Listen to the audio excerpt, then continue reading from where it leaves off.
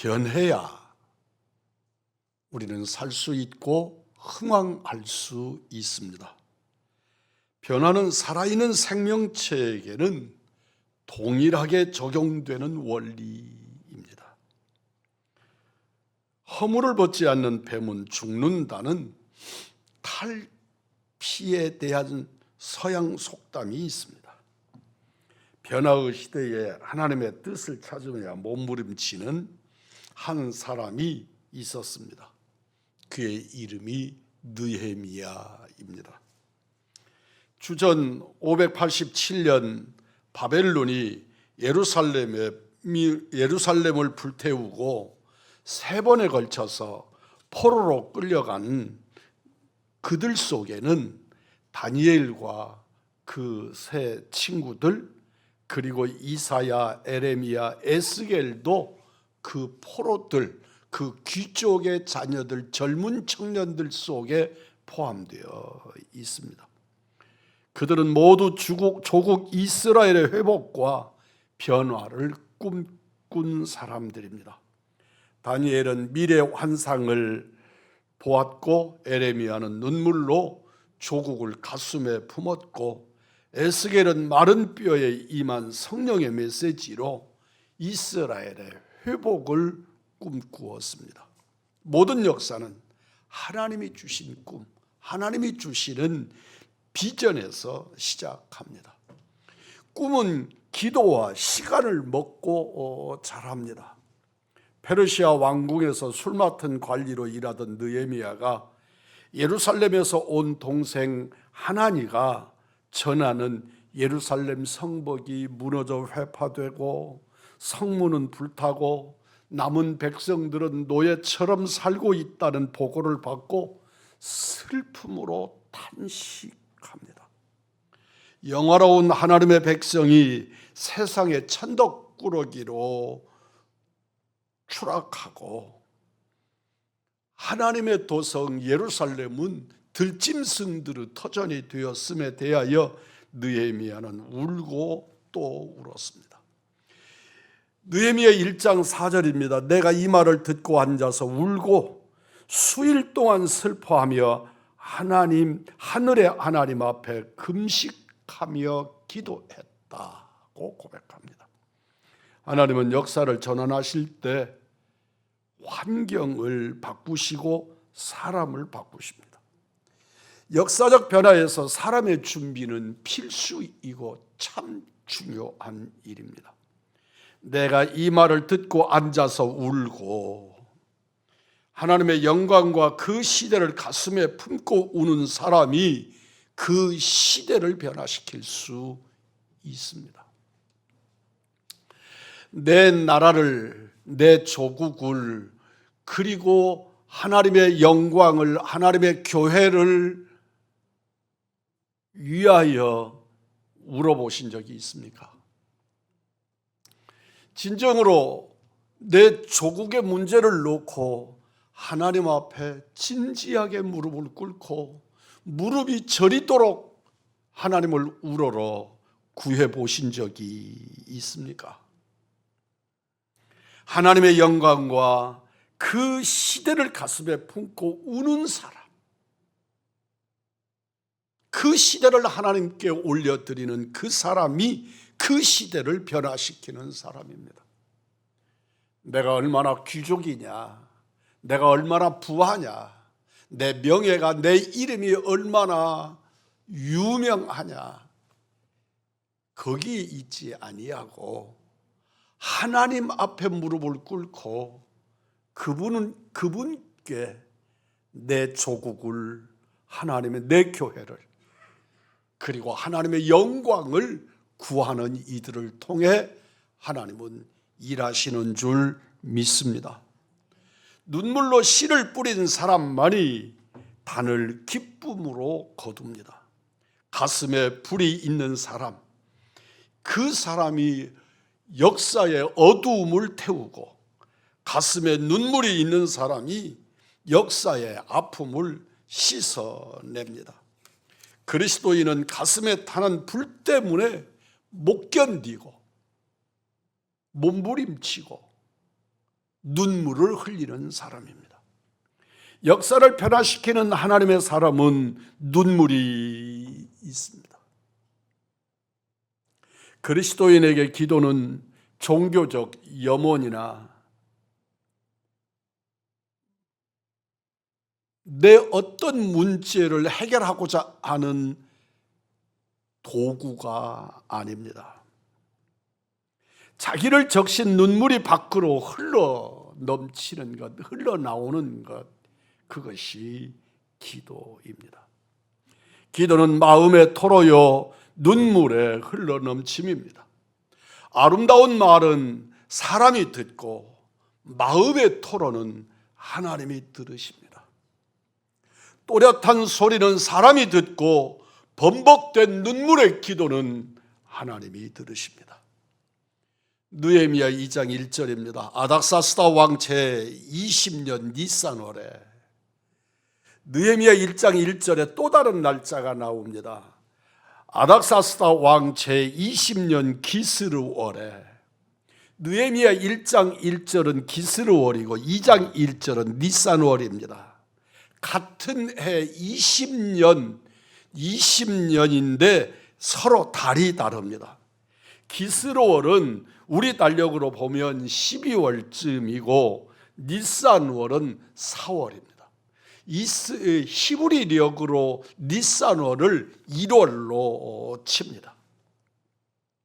느헤미야 1장과 2장 사이의 시간차가 약 4개월 정도 있는 겁니다. 그러니까 1장 1절과 2장 1절 사이가 약 넉 달 정도의 기한이 있는 겁니다. 이런 느헤미야가 예루살렘의 비참한 상황을 동생을 통해서 들은 때와 하나님께 기도하고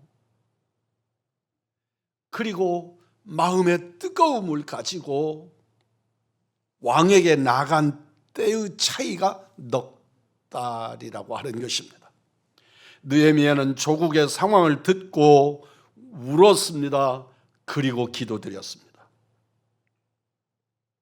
느헤미야 1장 11절입니다. 주여 구하오니 귀를 기울이사 종의 기도와 주의 이름을 경외하기를 기뻐하는 종들의 기도를 들으시고 오늘 종이 형통하여 이스라엘 사람들 앞에서 은혜를 입게 하옵소서. 다시 읽습니다. 오늘 종이 형통하여 이 사람들 앞에서 은혜를 입게 하옵소서. 기도에서 중요한 것은 기다림입니다.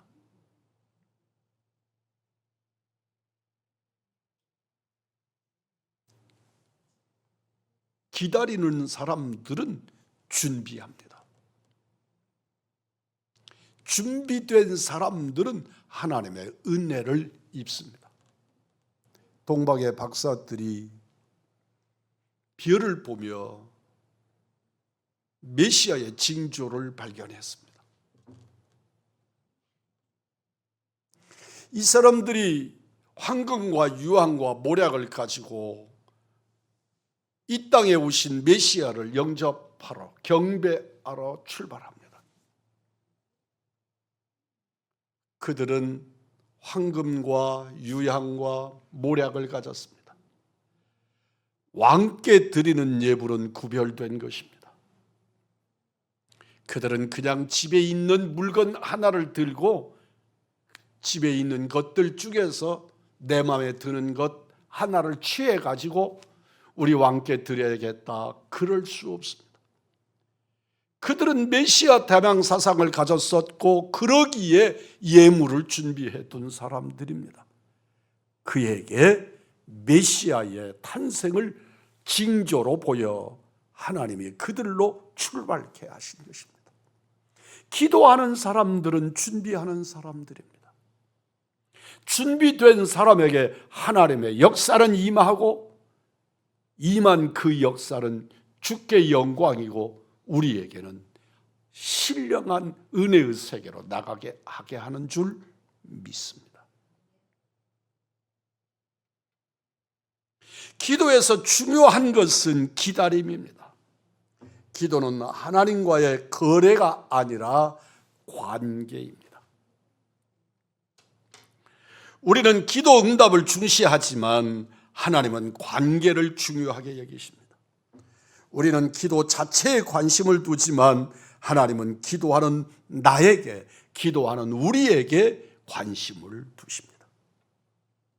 하나님의 관심은 관계입니다.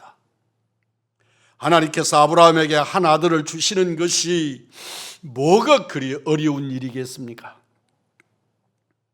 그런데 25년의 언약을 주시고 25년의 세월이 걸립니다.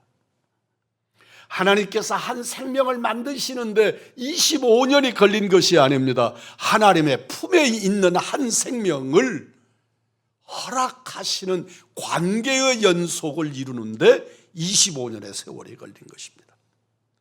하나님께서 아브라함에게 아들을 주시는 것이 어려운 일이겠습니까?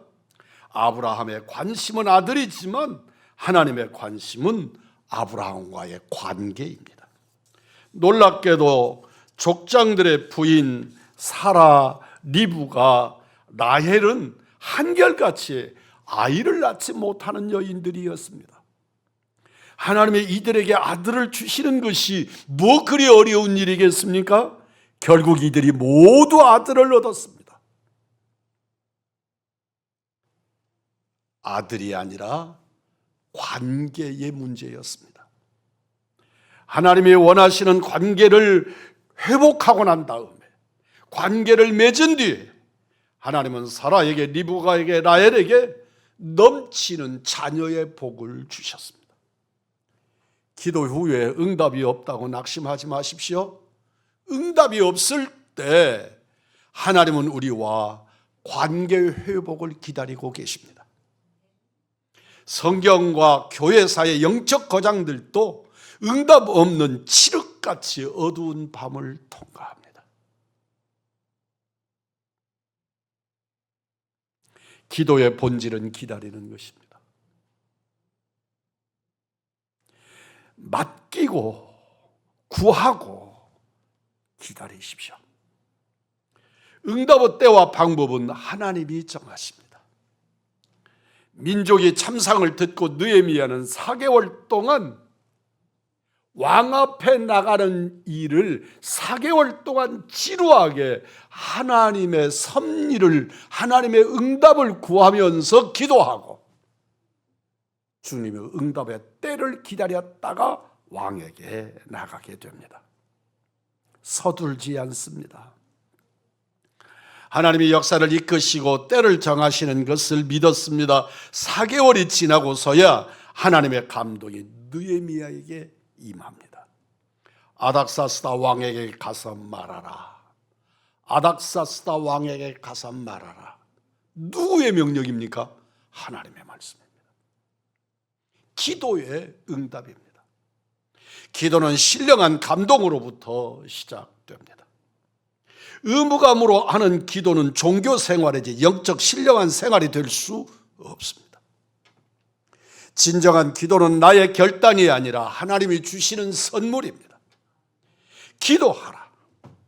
감동을 주실 때 가장 옳은 것은 즉각적인 순종입니다. 이번 다니엘 기도하는 20하루 동안에 종에게는 주시는 참 감동이 많았습니다. 참 슬픔이 많았습니다. 눈물도 많았습니다. 그것들을 다 꾸역꾸역 가슴에 담았습니다. 그리고 주님 앞에 이제 주님이 내게 주시는 감동에 관하여, 그리고 내 심령에 부딪히게 하시는 말씀들을 붙들고 무릎으로 주 앞에 나갈 것을 약속드렸습니다. 사랑하는 성도 여러분, 쓰시기에 문제가 있어 보이는 사람이라도 하나님이 이들을 사용하시는 것은 순종을 사용하십니다. 그 많은 단점에도 불구하고 순종의 사람들, 자기 의무감이 아니라 하나님이 옳다 하신 일에 기쁘게 순종하는 사람을 하나님은 찾으십니다. 하나님이 기도에 감동을 주실 때 즉각 순종하십니까? 많은 인간적 결점에도 불구하고 하나님께 순종하면 하나님이 나를 쓰신다는 것을 믿으십시오. 순종은 나의 옳음을 믿는 것이 아니라 하나님의 말씀을 따르는 것입니다. 하나님이 옳게 여기시는 것이 나에게도 옳은 것이 되는 것을 받아들이십시오. 내게 옳은 것이 아니라 하나님이 옳다 하시는 것, 그것이 나의 옳음이 되어야 할 줄 믿습니다.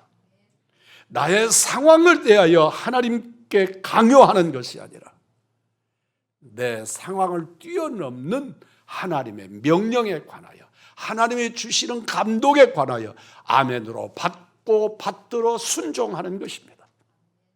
그 속에 하나님은 섭리의 역사를, 섭리의 길을 열어주실 줄 믿습니다.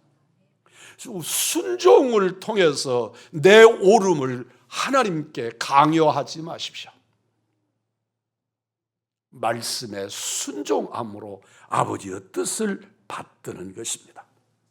우리 세계의 최고의 감동은 기도의 감동이고, 내 생애의 최고의 복은 순종의 복입니다.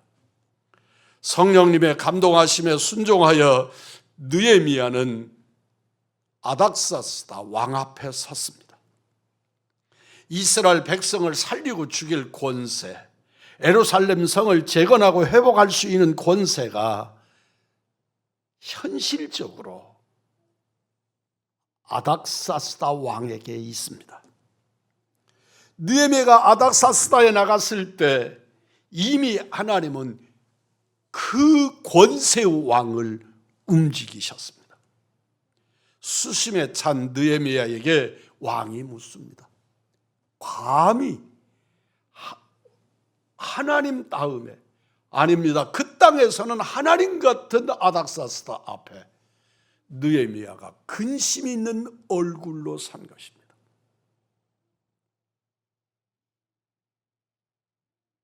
우리는 하나님 앞에 있는 내 모습 있는 그대로 서지만 인간의 왕 앞에는 자기의 수심을 드러낼 수 없습니다. 그럼에도 느헤미야는 왕 앞에 수심을 보입니다. 놀랍게도 그 황제 아닥사스다는 자기에게 술 따르는 정도의 관원인 느헤미야의 수심 있는 얼굴에 관심을 갖습니다.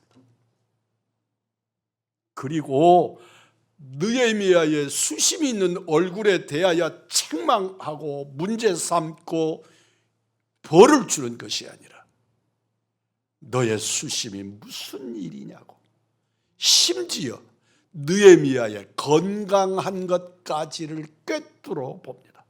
너는 건강한데 웬 수심이냐?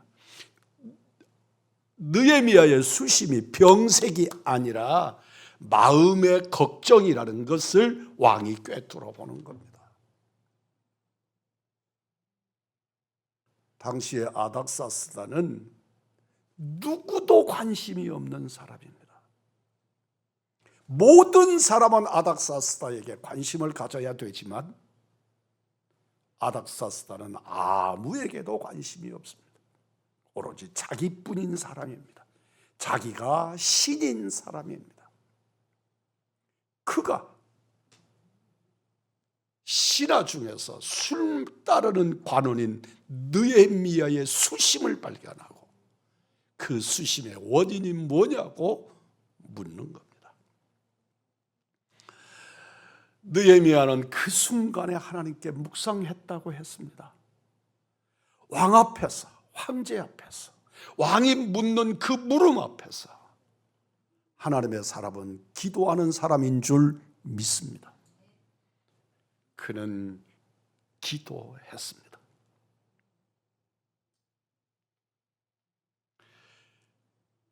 사절입니다. 그러면 내가 무엇을 원하느냐 하시기로 내가 곧 하늘의 하나님께 묵도하고.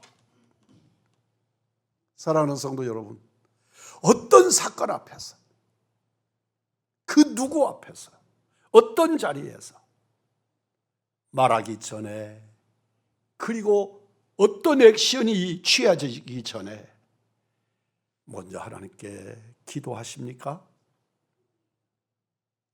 하나님의 사람은 그렇게 기도하는 사람인 줄 믿습니다. 어린 자식을 품에 안고 기도하는 어머니입니까? 내 어린 딸을 품에 안고 하나님께 맡기는 아버지입니까? 느헤미야는 그 자리에서 하나님을 향하여 묵도했습니다.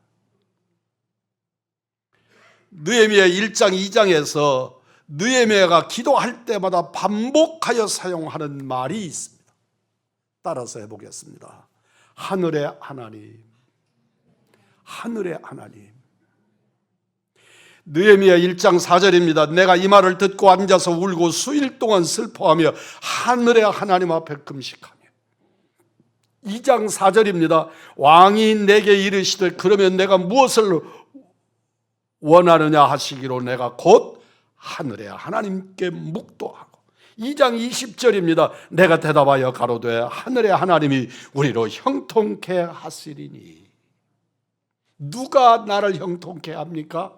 하나님입니다. 사람이 아니고 상황이 아니고 나의 노력이 아니고 나의 수고가 아니라 하나님이신 줄 믿으면 아멘 하십시다. 지금 느헤미야의 문제를 풀 수 있는 아닥스다와 말하고 있지만 느헤미야는 하나님과 교제하고 있습니다.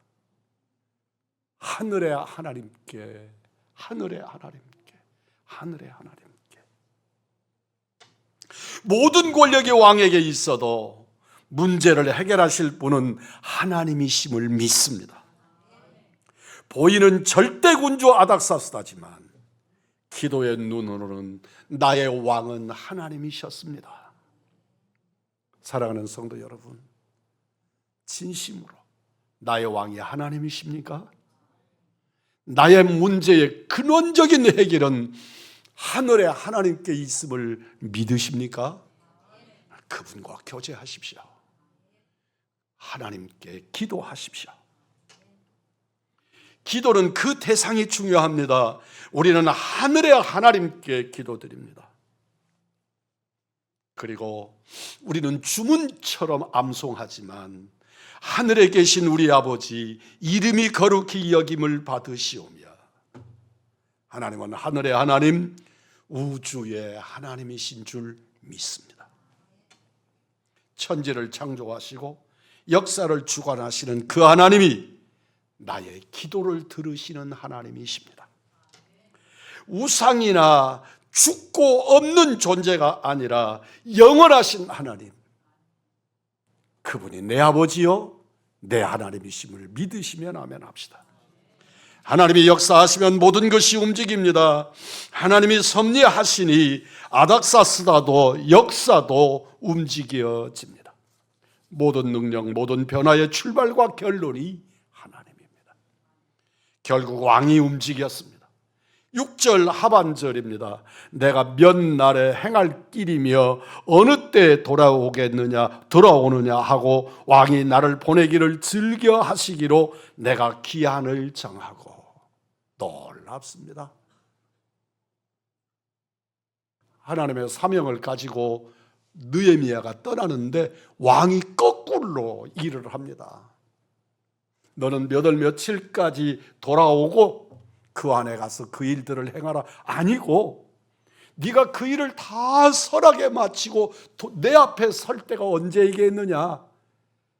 그랬더니 느헤미야가 자기가 돌아올 날을 자기가 정했다는 것입니다.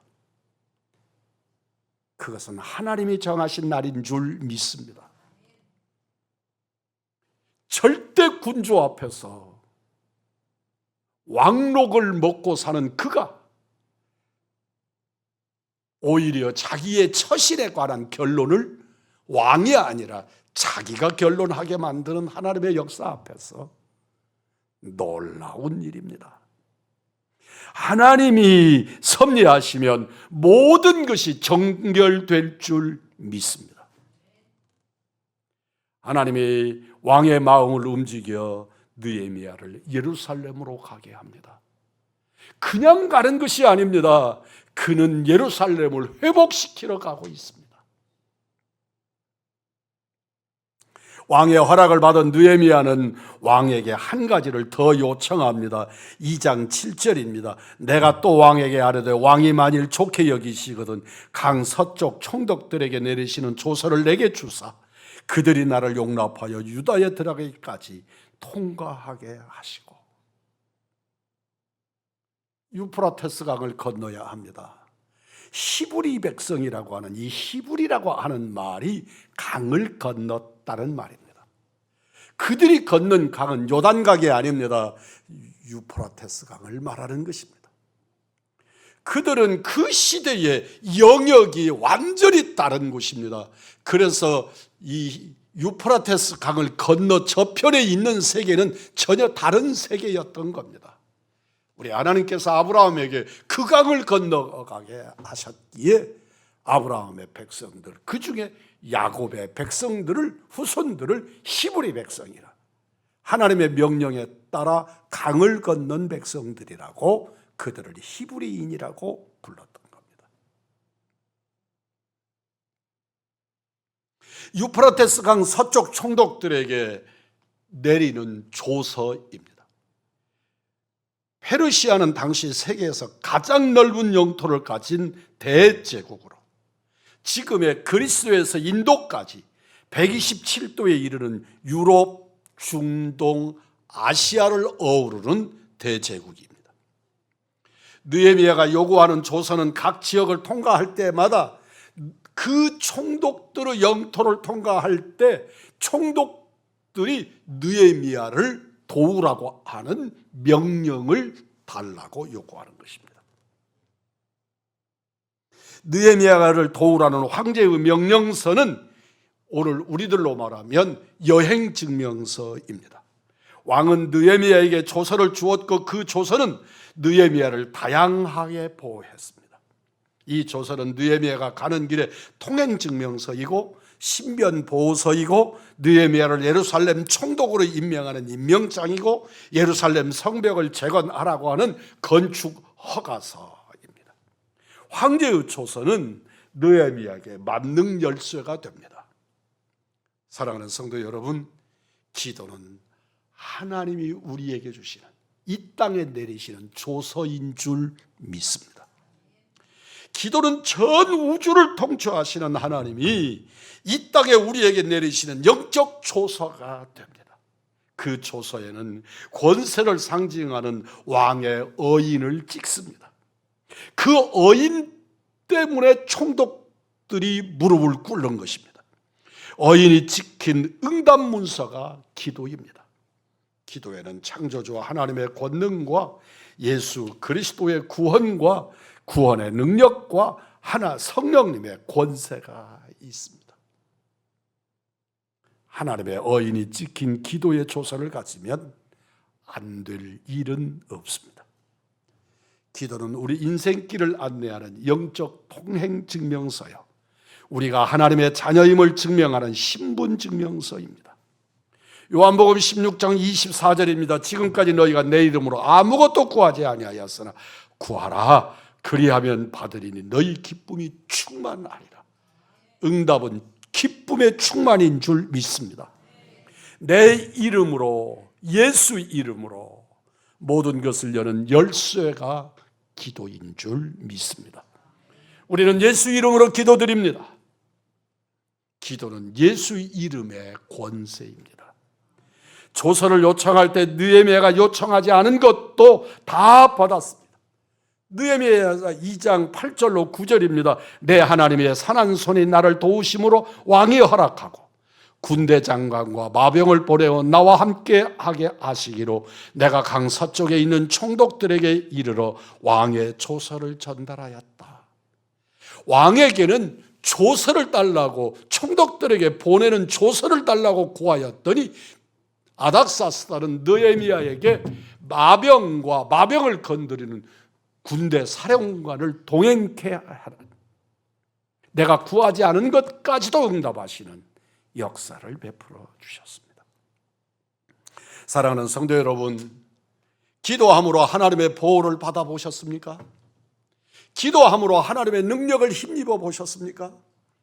하나님이 보호하시기도 하시고 천사로 보호하기도 하시고 사람을 통해 환경을 통해 보호하시는 그 능력이 기도 중에 우리에게 임하시는 줄 믿습니다. 누가복음 22장 43절입니다. 천사가 하늘로부터 예수께 나타나 힘을 더하더라. 예수님이 겟세마네 동산에서 기도하실 때에 그 기도를 천사들이 돕습니다. 사도행전 12장 7절입니다. 호련히 주의 사자가 나타나며 옥중에 광채가 빛나며 또 베드로의 옆구리를 쳐 깨워 이르되 급히 일어나라 하니 쇠사슬이 그 손에서 벗어지더라. 우리의 기도가 내 인생의 쇠사슬을 벗기는 능력임을 믿으십니까? 그 기도가 진정으로 기력을 상실하여 엇구러져 잠들어 있는 나를 깨우는 능력인 것을 믿으십니까? 감옥에 갇힌 베드로를 위해 기도할 때 천사가 베드로를 묶은 쇠사슬을 풀어줍니다. 사랑하는 성도 여러분, 기도는 능력입니다. 기도는 샤머니즘의 사람들이 하는 주문이 아닙니다.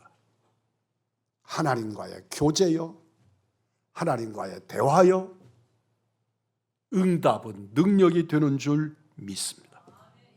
그 어두운 밤을 밝혔던 느헤미야의 기도가 우리를 밝힐 것을 구하시고 구하심을 믿으시기를 바랍니다. 우리 의왕중앙교회는 기도를 해야 합니다. 기도 회복해야 합니다. 우리 의왕중앙교회가 정말 기도하던 교회였습니다. 어느 순간부터 다 기도는 관념이 되었고 머리는 기도해야 된다고 생각하는데 내 삶 속에 주님을 의뢰하지 않습니다. 하나님의 영광을 위하여, 내 나라와 내 조국을 위하여 정말 무릎으로 나가야 합니다.